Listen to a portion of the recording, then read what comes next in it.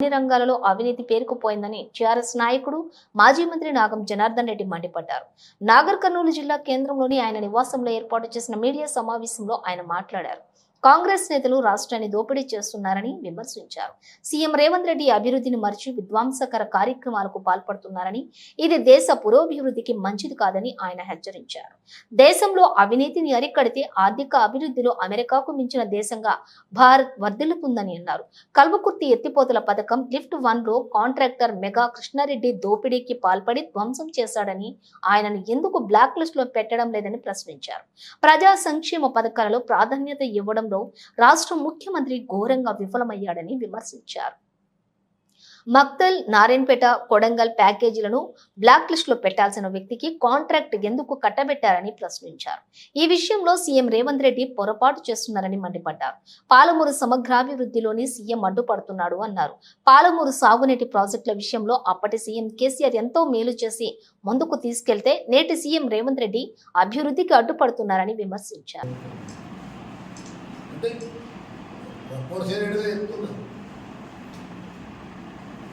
అభివృద్ధి నిన్నటి సమీక్షించిన పాపన పోలేదు.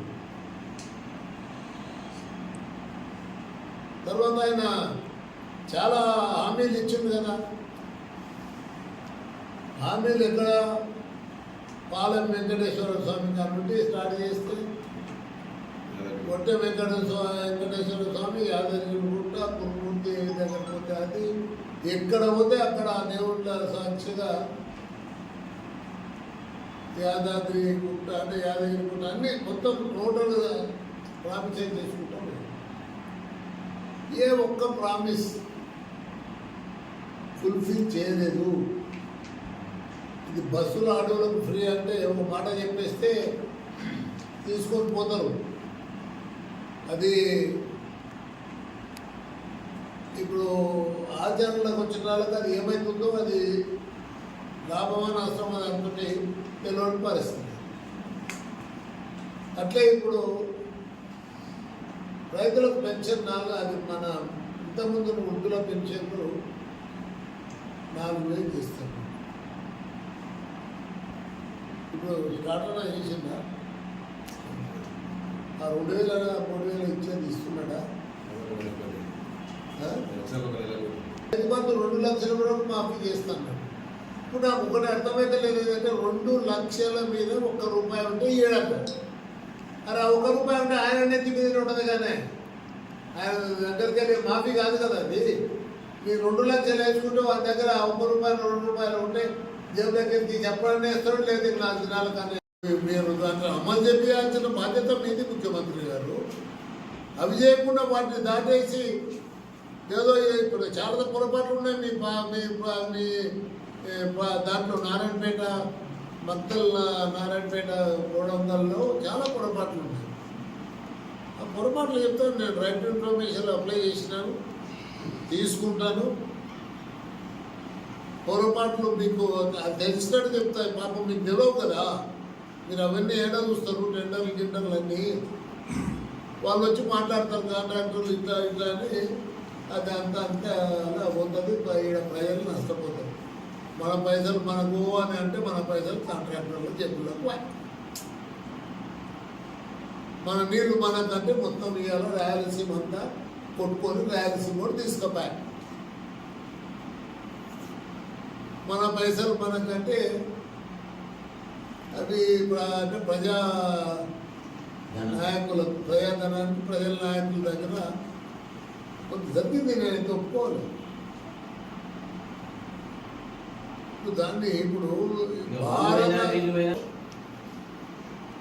రాజకీయాల్లో కానీ అఫీషియల్స్లుగా ఉన్న అవినీతిని మనం ఒకవేళ అరికట్టగలిగితే, మనమందరం ఒక దీక్ష ఉంటే అమెరికాను మించిన రాజ్యం భారత రాజ్యం అవుతుంది. ఒకటి గుర్తుపెట్టుకోండి. మళ్ళా భరతఖండంకి మంచి రోజులు వస్తాయి.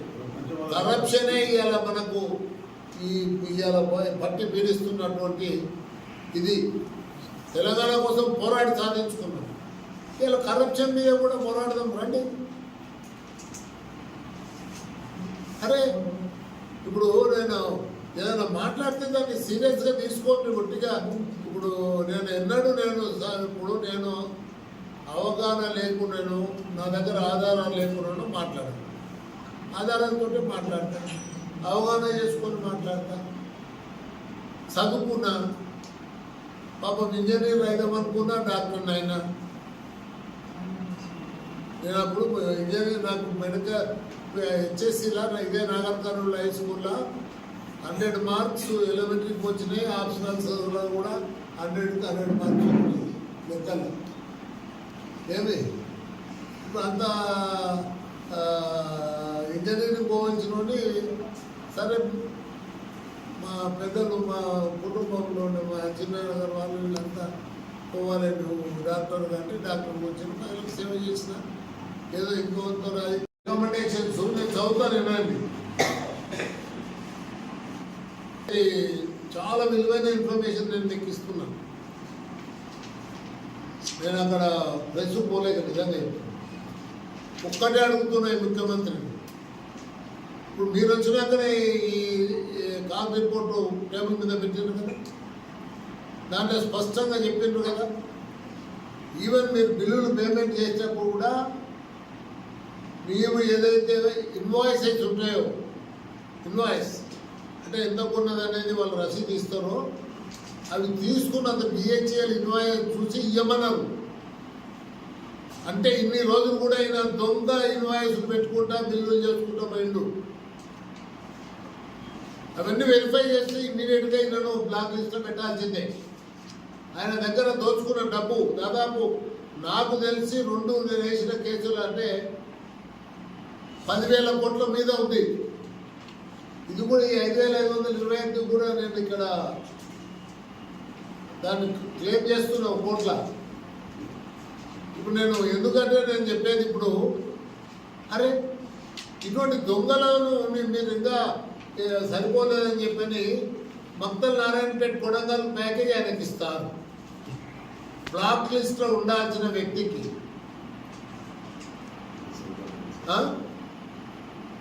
ముఖ్యమంత్రి గారు మీరు పొరపాటు చేస్తున్నారు. మీరు చాలా ఉద్వేగంగా పూర్వకంగా మాట్లాడినారు. ఈ మహబూబ్నగర్ జిల్లాకు అభివృద్ధికి అడ్డంగా నిలబడుతున్నాడు. ఇలా మహబూబ్నగర్ జిల్లాకు సరే ఏమైందనేది అంటే నేను మాట్లాడతలేను, కానీ ఈ ప్రాజెక్టుల విషయంలో అయితే ఇవాళ కేసీఆర్ను ఒప్పుకోవాల్సిందే కదా. ప్రాజెక్టులు అయితే ఒక రూపకల్పన చేసి మీ పెద్ద ఎత్తున చేసిండు కదా, మంచినీళ్ళది కానీ నీళ్ళు కానీ ఒక విధంగా మనకు ప్రజలకు సహకారం అంటే చేసిండు కదా. ఇప్పుడు ఈ మెగా కృష్ణారెడ్డి ఒక్కడే కదా ఇప్పుడు ఈడ ఉన్నది, ఈడ మొత్తం ధ్వంసం చేసింది. ఆ లిఫ్ట్ వల్ల కల్వకుర్తి ఇది మన పంప్ హౌస్ పోయింది కూడా, కల్వకుర్తి లిఫ్ట్ వన్ మెగా అయిన త్వరనే. అరే అటువంటి వానికి మీరు దోచుకునేటోనికి మీకు దోపిడీ సరిపోలేదనా మీరు దోచిపెట్టేందుకు మళ్ళీ ప్రయత్నం చేస్తున్నారు? చూటిగా అడుగుతున్నాను, ఎవరు వస్తారో చర్చకు రమ్మని చెప్తున్నాను. 24 నాడు ఒక లెటర్